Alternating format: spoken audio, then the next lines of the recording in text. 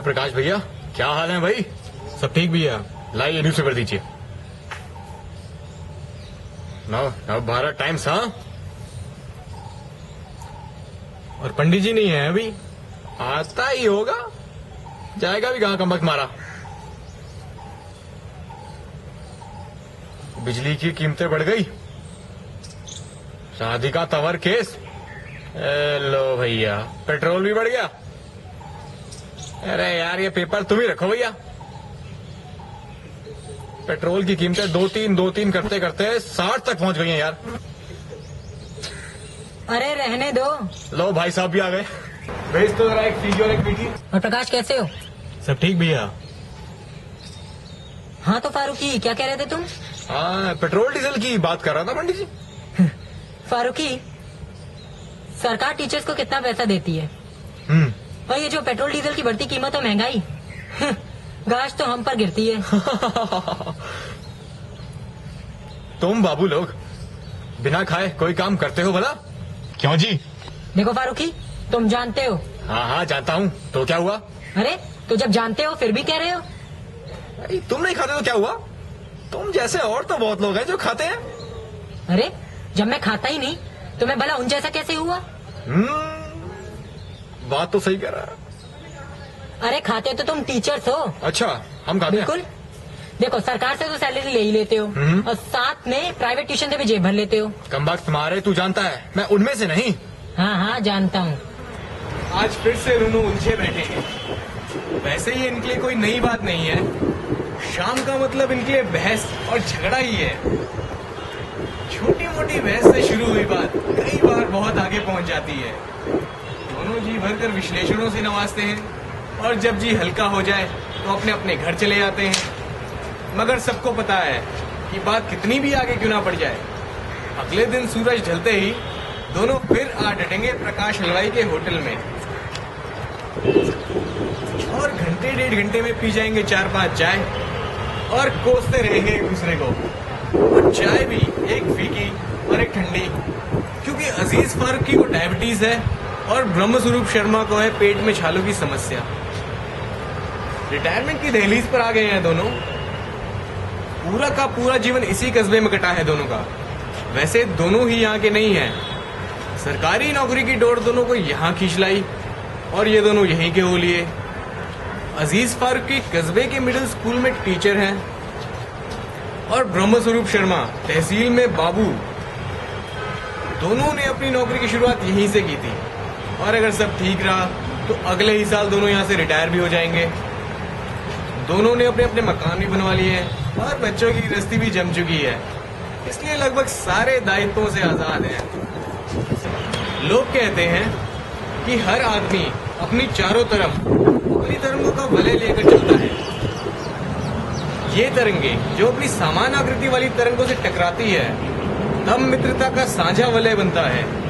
अजीज फारूकी और ब्रह्मस्वरूप शर्मा के साथ भी ऐसा ही कुछ है। भिन्न मतों, भिन्न धर्मों और विभिन्न वैचारिक धाराएं होने के बावजूद भी दोनों की समान तरंगे दोनों को एक रखे हुए हैं। दोनों में अगर कोई एक गुण तलाशा जाए जो दोनों को एक रखने के लिए जवाबदेह है, तो वो शायद ईमानदारी ही निकलेगी। दोनों ही घोर ईमानदार जीव हैं। दोनों की मित्रता उतनी ही पुरानी है जितने ये दोनों इस कस्बे के लिए पुराने हैं, और तभी से निभाते आ रहे हैं दोनों अपनी मित्रता। दोनों अपने कामों में खूब मशगूल रहते हैं। शाम होते ही घर चले आते हैं, और घंटे डेढ़ घंटे बाद थैला लिए निकल पड़ते हैं। बाजार से देर सवेर दोनों पहुंच जाते हैं प्रकाश हलवाई के होटल में, यानी मेरे होटल में, और फिर चाय के बहाने घंटे डेढ़ घंटे दुनिया जहां की बातें। अक्सर ये होता है कि वैचारिक भिन्नता बातों को बहस और बहस को झगड़े में बदल देती है। फिर ये होते हैं आसपास के कुछ मजे लेने वाले लोग, कुछ अजीज फारूकी की तरफ तो कुछ ब्रह्मस्वरूप शर्मा की तरफ हो लेते हैं। दोनों के घर वाले थैला फेंकने के अंदाज से समझ जाते हैं कि आज फिर लड़कर आए हैं। वैसे दोनों में सबसे बड़ी वैचारिक भिन्नता तो यही है कि अजीज फारूकी जिंदगी को प्रैक्टिकल होकर जीने वाले व्यक्ति हैं, तो ब्रह्मस्वरूप शर्मा संस्कारों, संबंधों व रिश्तों को प्रमुख मानने वाले व्यक्ति हैं। अक्सर दोनों के बीच वाद विवाद की जड़ भी यही होती है।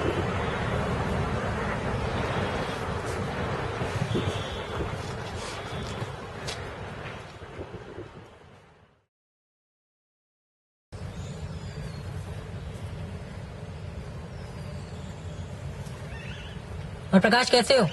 बस अब ठीक भैया। और आज का अखबार लाओ। और फारूकी भैया नहीं है अभी?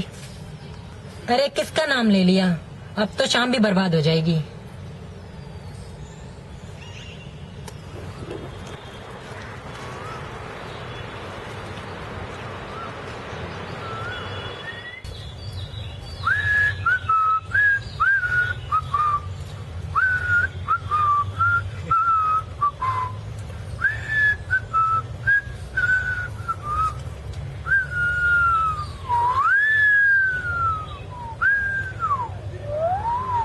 चल बे साढ़े, माल निकाल, चल बे, जितना माल है सब निकाल, चल चल जल्दी कर, चल। अरे ये क्या चल बे, गुंडा साढ़े, का समझा यहाँ पे? तेरी हट।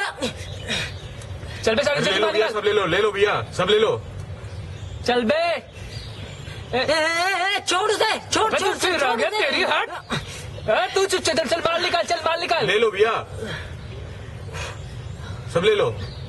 तेरी तेरी तो हट साले, ये चल माल निकाल, क्या कर रहा है, निकाल चल। हट।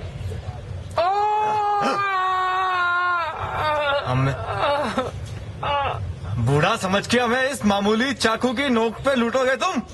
अच्छा हुआ फारूकी भाई आप आ गए, वरना तो आज हम लूट ही गए थे। अरे अरे बिठाइए इन्हें, बिठाइए बिठाइए बैठाइए इन्हें। या अल्लाह कितनी लग गई है।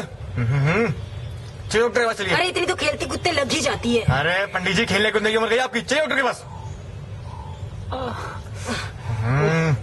कितनी अरे